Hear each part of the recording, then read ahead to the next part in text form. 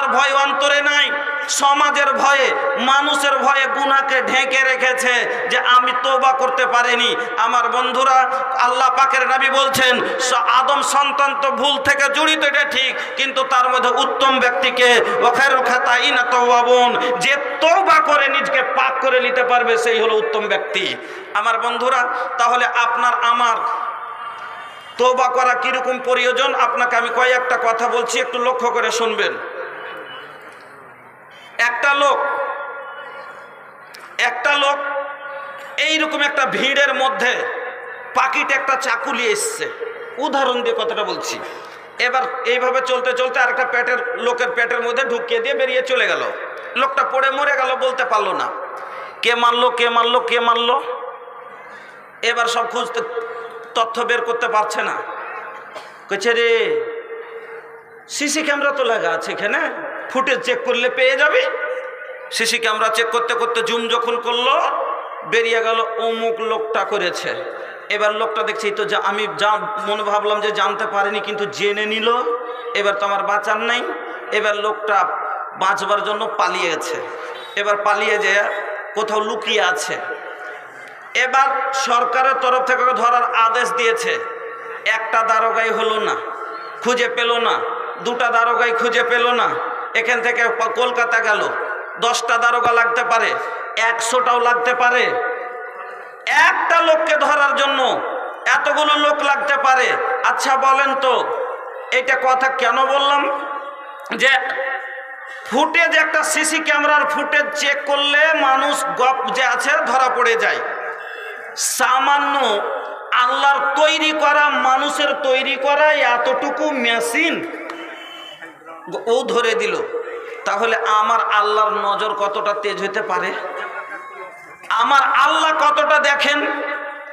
আপনি আমি যদিও ভুল করছি, সব জিনিসের একটা আইন আছে। যেমন ভারতে বাস করতে গেলে ভারতের কিছু নিয়ম নীতি আছে, আপনাকে ফলো করে চলতে হবে, না হলে সরকারের নজরে আপনি বেআইনি চললে আপনাকে অ্যারেস্ট করবে, আপনাকে সাজা খাটতে হবে। ওই রকমই ইসলামের মধ্যে চলতে গেলে ইসলামের মধ্যে কিছু আইন আছে, ওই আইনের ভিতর দিয়ে আপনাকে চলতে হবে। আইনের বাইরে চললে আপনারও খবর আছে, আল্লাহর কাছে খবর আছে। আল্লাহ রাব্বুল আলামিন আপনার জন্য মৌতকে কেন সৃষ্টি করলেন? যদি না করতো, আচ্ছা সবাই জানি আমরা যে মরবো, তারপরও যদি আমরা চুরি করি না করি, আমরা সবাই জানি মরতে হবে, তারপরও আমরা বদমাশি করি, যত গুনাহ আছে করি। যদি মরণই আপনার আমার না থাকতো, তাহলে আমরা কি কতদূর এগিয়ে যেতাম? তাহলে আমাদের কিরকম হালাতটা হতো? এই সমাজ হয়ে থাকতো না, কারণ মতি নাই, বড় ছোটকে রাখতো না। মানুষ বলে চাইনা মাগুরের বড় মাছ ছোট মাছকে গিলে লাই, ওই রকম করে আমির ধনীকে গিলে নিত, সমাজকে টিকতে দিত না। আমার বন্ধুরা, আমার ভাইয়েরা, আল্লাহ রাব্বুল আলামিন মরণকে সৃষ্টি করলেন আপনাকে ধরার মতো। তবে আল্লাহর একটা দারোগা, বলার যেটা কথা, সারা পৃথিবীর মানুষকে ধরার জন্য আল্লাহর একটা দারোগা যথেষ্ট। দুনিয়ার দারোগা লোভ পাইলে হয়তো ছেড়ে দেয়। দুনিয়ার দারোগা ওপর থেকে যদি একটু চাপ পড়লে ছেড়ে দেয়, ভয় পেয়ে যায়। কিন্তু আল্লাহর একজন নিয়োগ করা দারোগা আছে, যার নাম কি? তার নাম কি? মালাকুল মউত আজরাইল আলাইহিস সালাম। এই দারোগা এমনই একজন দারোগা, আমার বন্ধুরা, এই দারোগা এমন একজন দারোগা যার ভিতরে ভয় নাই। যদি ভয় থাকতো তাহলে ফেরাউনের মতো আনা রাব্বুকুমুল আলা যে বলে তার কাছে ভয়ে যেত না। যেত? ও তো নিজকে আল্লাহ বলছে, দাবি করছে, আর ওর কাছে আমি যাবো জান কবজ করতে। যদি ভয় থাকতো মুসা আলাইহিস সালামের থাপ্পড় খাওয়ার পরে আর কাউরের কাছে যেতেন না। আমার বন্ধুরা, এমন একজন দারোগা যার ভিতরে ভয় নাই। দুনিয়ার দারোগার ভিতরে ভয় আছে কেন? যদি এমএলএ সাহেবের ছেলে যদি ভুল বাবার টাকা আছে, টাকার ক্ষমতা দেখিয়ে কাউকে অনিজ্জত ইচ্ছাকৃত টাকাকে মারছে, গাল দিচ্ছে, অনেক ভণ্ডামি করছে, মাতলামি করছে। টাকা আছে বাপের, কি হবে বা যা আছে দেখে লো, বাপের টাকা আছে। এবার যদি ধৈরাও লিয়ে যায় দারোগা, ওপরের এমএলএ সাহেব এমপি সাহেবকে ফোন দিয়ে কইছে, हेलो सर जी एगो बात कहे के बारो আছে। কইছে হ্যাঁ বলি। কইছে একটা কথা বলার আছে আপনাকে। আচ্ছা ভোজপুরি কেউ বুঝছেন নাকি? আচ্ছা মাঝে মধ্যে একটু বলবো, বুঝতে পারবে তাহলে বলা যাবে। তো ফোনে বলছে सर जी एगो बात कहे के बा। कहे हाँ कह। कहे हाँ हमार लड़का के तो रउआ जानते बानी के तनी नटखट बा, एगो छोट मोट गलती कैले बा। कहे का कैले बा? एगो लड़की रास्ते में जात रहे, ओकर हाथ पकड़ लेलस, ओई में तनिक माहौल गड़बड़ा गई, लड़का के पुलिस उठा के ले गई, रउआ तनी कुछ करी। एबार एमपी साहेब थाना तक फोन दे कहे हेलो अरे तहरा के पता बा तू केकर लड़का के अरेस्ट कैले बा? जल्दी से छोड़ देना तो तोहर नौकरी भाड़ में जाई, जल्दी करे छाड़ ना तो चाकरी तोर भाड़े गেল। আর চাকরি বাঁচাবার ভয় আছে, কিন্তু আজরাইলের চাকরি বাঁচাবার ভয় নাই আছে নাই। এজন্য বন্ধু আমার কাউরের ভয় পায় না। এমন একজন দারোগা যার ভিতরে লোভ নাই। যদি লোভ থাকতো, দুনিয়ার দারোগার মতো যদি লোভ থাকতো, আপনি ৫,০০০ দিলেন, এবার ৫-১০,০০০ যদি বেশি পেয়ে লাই আপনার পক্ষে থেকে উল্টে যায়।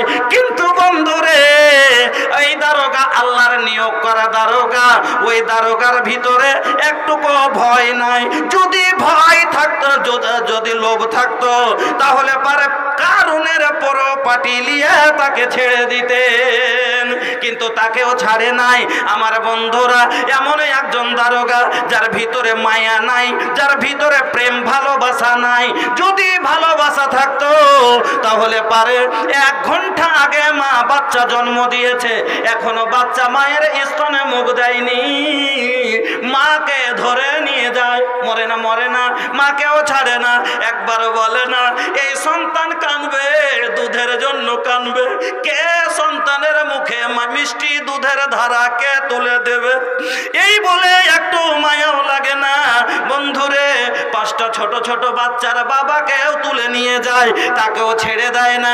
কেন একবার চিন্তা করে না এই বাচ্চাদের ভরণ পোষণের দায়িত্ব কে নেবে? এই মেয়েদের বিয়ে কে দেবে?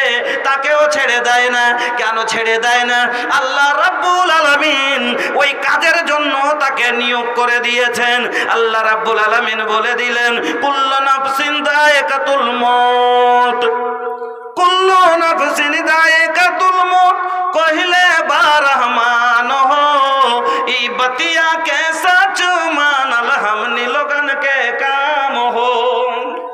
आई एक दिन तहरा लागे फरिश्ता ले जाई तोहरो जान हो, रोवत रह जाई लइका लइकी, रोवत रही खानदान हो। সব কাঁদতে থেকে যায়, মায়া লাগে না, তাকেও তুলে নিয়ে যায়। আমার বন্ধুরা এমন একজন দারোগা যার ভিতরে ঘৃণাও নাই। যদি ঘৃণ থাকতো তাহলে পারে পাগলাগুলো যারা পায়খানা মেখে থাকে তাকে তুলে নিয়ে যেত না, তাকেও ছেড়ে দেয় না।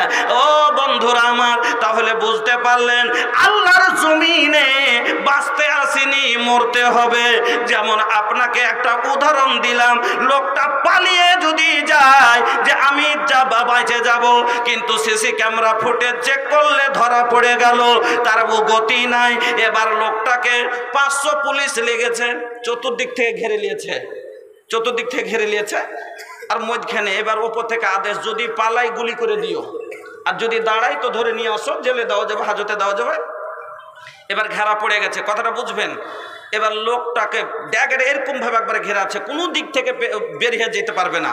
ওই সময়তে এবার দারোগা বলছে রোক যাইয়ে না তো মার দেঙ্গে, ধরা পড়বে চে মরবে, দুটোর একটা। ওই সময়তে আর বুদ্ধিমানী কোনটাতে? আপনাকে আমি যেটা জিজ্ঞেস করছি, বুদ্ধিমানী কোনটা? এটাই তো যে হাত দুটো তুলে দাঁড়িয়ে যাওয়া নাকি? কেন? প্রাণী বেঁচে তো থাকবে, জেলে থাকলে বেঁচে তো থাকবে, এটা হলো বুদ্ধিমানী।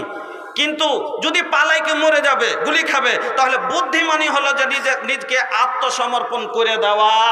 আমি যেটা আপনাকে বুঝাইতে চাইছি, আপনার আমার যখন মরণ থেকে গতি নাই, বাঁচার নাই, মরতেই হবে, তাহলে আল্লাহর আগাদিকে আত্মসমর্পণ করা, তওবা করা আপনার আমার জন্য এটাই ঠিক, যথেষ্ট কিনা, এটা দরকার কিনা। যখন আপনি আমি সবাই, যেটা আমি বিষয়টা আপনাকে বুঝাইতে চাইছি এই কথাটাই, যে মরণ থেকে আপনার আমার কাউরির গতি নেই, মরতেই হবে। যখন মরতে হবে, আল্লাহর কাছে গেলে হিসাব দিতে হবে, যখন সবাই জানি, তাহলে গুনাহ করে কেমন করে তওবা না করে মরতে পারি, আল্লাহর কাছে জবাব দিতে হবে কি না। এই জন্য মরার আগে তওবা করে নেন। আল্লাহ কি বলছেন, বান্দা ভুল করেছো তো ঠিক আছে, এটা তো তোমার, এটা হলো বৈশিষ্ট্য তোমার, এটা হলো আদত আখলাক তোমার সাথে জুড়া আছে, তুমি ভুল করবে, এটা আদম সন্তানের ফিতরাত হতে পারে, কিন্তু তোমার লেগে আমি আল্লাহ বলছি, শোনো, আস্তাগফিরুল্লাহ, তোমরা ইস্তেগফার করো, তওবা করো, ক্ষমা চাও, কার কাছে, আল্লাহর কাছে। ইন্নাল্লাহা কানা গফুরার রহিমা, তোমার আল্লাহ নিঃসন্দেহে ক্ষমাবান, ক্ষমা করে দেবে। তো আমি আল্লাহ বলছি তোমাকে মাফ করে দেব। ওরে বান্দা, আমি আল্লাহ তোমাকে মাফ করে দিব। এবার আগের আয়াতে আল্লাহ কি বলছেন, আর এক আয়াতে শুনেন, যেটা খুতবায় পড়েছিলাম। আল্লাহ পাক রব্বুল আলামিন বলছেন, তুবু ইলাল্লাহি জামিআন ইয়া আইয়ুহাল মুমিনুনা লাআল্লাকুম তুফলিহুন। এ মুমিনেরা, তোমরা সবাই আল্লাহর কাছে তওবা করো, এমনভাবে তওবা করো যাতে কামিয়াব হয়ে যাও। এবার বলবেন, তওবা করলে কামিয়াব কিভাবে হয়? আপনাকে বোঝাচ্ছি, ফের ভালো করে কথাটা ধ্যান দিয়ে বুঝবেন। তওবা করে কামিয়াব হয়ে যাও।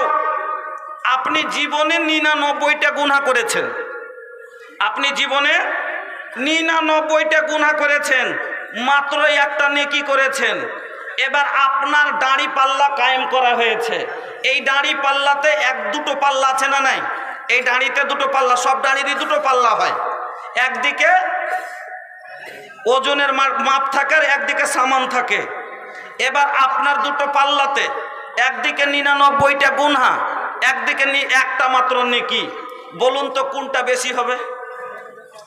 কোনটা? এটা মানালেন দাড়ি, এ দুটো পাল্লা বারাবার আছে, এতে দিয়ে দিলাম আমি 99টা গুনাহ, এতে দিয়ে দিলাম একটা নেকি। এই হবে? হবে না, হবে না। কারণ একদিকে আছে 900 গ্রাম, একদিকে 100 গ্রাম, বলে বরাবর হয়? কোনোদিনই হবে না। এবার এরকম হয়ে আছে। আপনাকে আমি 2-4টা কথা, খুব গুরুত্বপূর্ণ কথা বোঝাচ্ছি, ভালো করে বুঝবেন।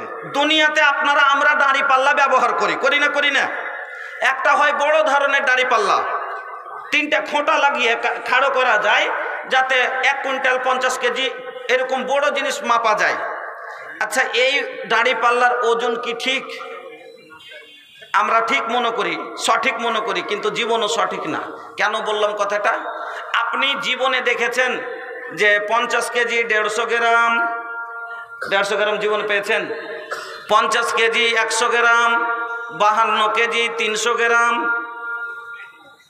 কোনদিন হয় 51 কেজি, 65 কেজি, 62 কেজি, কিন্তু এতে গ্রামের 100 গ্রাম 200 গ্রাম ধরা পড়ে না, যায় না।